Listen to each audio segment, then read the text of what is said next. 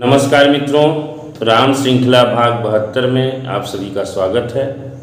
मित्रों, पिछले अंक में हमने देखा किस तरह प्रभु श्री राम ने बाली का वध करके अपने मित्र सुग्रीव के संकट को दूर किया और उन्हें किष्किंधा का राजपद प्रदान किया।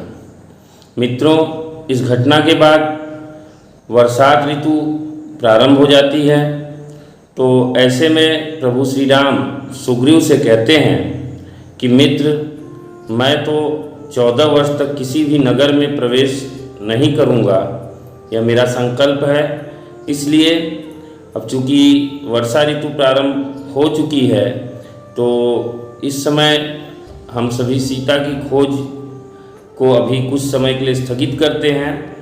तो आप अपने नगर में जाइए और 4 मास के बाद आपको सीता की खोज में मेरी सहायता करनी है।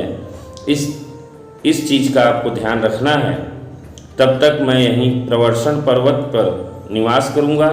उसके बाद सुग्रीव जी अपने नगर को लौट जाते हैं और प्रभु श्री राम छोटे भाई लक्ष्मण सहित प्रवर्षण पर्वत की एक गुफा में निवास करने लगते हैं।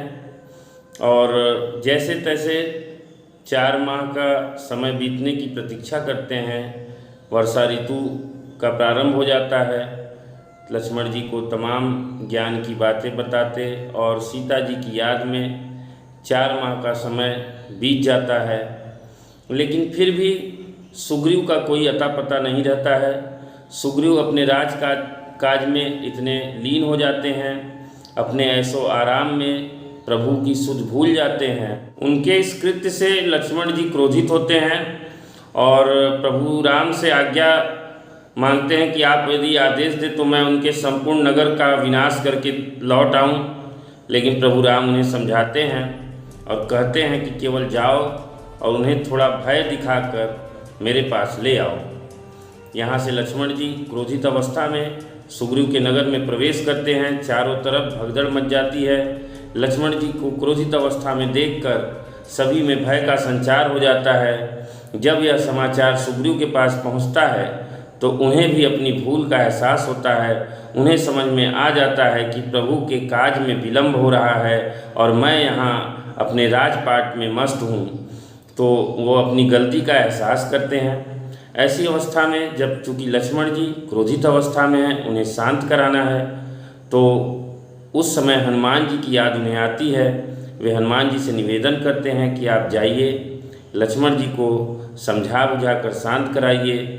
साथ में अपनी पत्नी तारा को भी भेजते हैं। दोनों लोग लक्ष्मण जी के पास जाकर क्षमा याचना करते हैं। तारा सुग्रीव की तरफ से माफ़ी मांगती हैं, अपनी भूल को स्वीकार करते हैं वो लोग। और उसके बाद लक्ष्मण जी का क्रोध शांत हो जाता है। सुग्रीव जी के पास आते हैं। सुग्रीव जी भी अपनी भूल स्वीकार करते हुए उनसे विनती करते हैं कि अब तत्काल बिना विलंब किए वे प्रभु श्री राम के पास चलेंगे और उनके कार्य में सहायता करेंगे। उसके बाद सुग्रीव जी अन्य बानरों सहित लक्ष्मण जी के साथ वहाँ पहुँचते हैं जहाँ पर रघुराई विराजमान रहते हैं। आई चरण सिरु कह कर जोरी, नाथ मोहि कछु नाहिन खोरी। अतिशय प्रबल देव तव माया, छूटई राम करहु जो दाया। श्री रघुनाथ जी के चरणों में सिर नवाकर हाथ जोड़कर सुग्रीव ने कहा, हे नाथ, मुझे कुछ भी दोष नहीं है। हे देव, आपकी माया अत्यंत ही प्रबल है। आप जब दया करते हैं हे राम, तभी यह छूटती है। हे स्वामी, देवता, मनुष्य और मुनि सभी विषयों के वश में हैं। फिर मैं तो पशु और पशुओं में भी अत्यंत कामी बंदर हूँ। तब श्री रघुनाथ जी ने मुस्कुराकर कहा, हे सुग्रीव, तुम मुझे भरत के समान प्यारे हो। अब मन लगाकर वही उपाय करो जिस उपाय से सीता की खबर मिले। के बाद सुग्रीव ने सभी वानरों को बुलाकर सीता जी का पता लगाने के लिए चारों ओर भेजा और चेतावनी दी कि यदि 1 माह के भीतर सीता जी का पता नहीं लगा सके तो उन्हें मृत्यु दंड दिया जाएगा। तब सुग्रीव ने नील, अंगद, जाम्बवन व हनुमान जी को दक्षिण दिशा में सीता का पता लगाने के लिए कहा। सभी लोग प्रभु श्री राम को सिर नवाकर अपने कार्य को जाने लगे। सबसे पीछे पवन सुत श्री हनुमान जी ने सिर नवाया। कार्य का विचार करके प्रभु ने उन्हें अपने पास बुलाया। उन्होंने अपने कर कमल से उनके सिर का स्पर्श किया तथा अपना सेवक जानकर उन्हें अपने हाथ की अंगूठी उतार कर दी। बहु प्रकार सीतहि समुझायहु,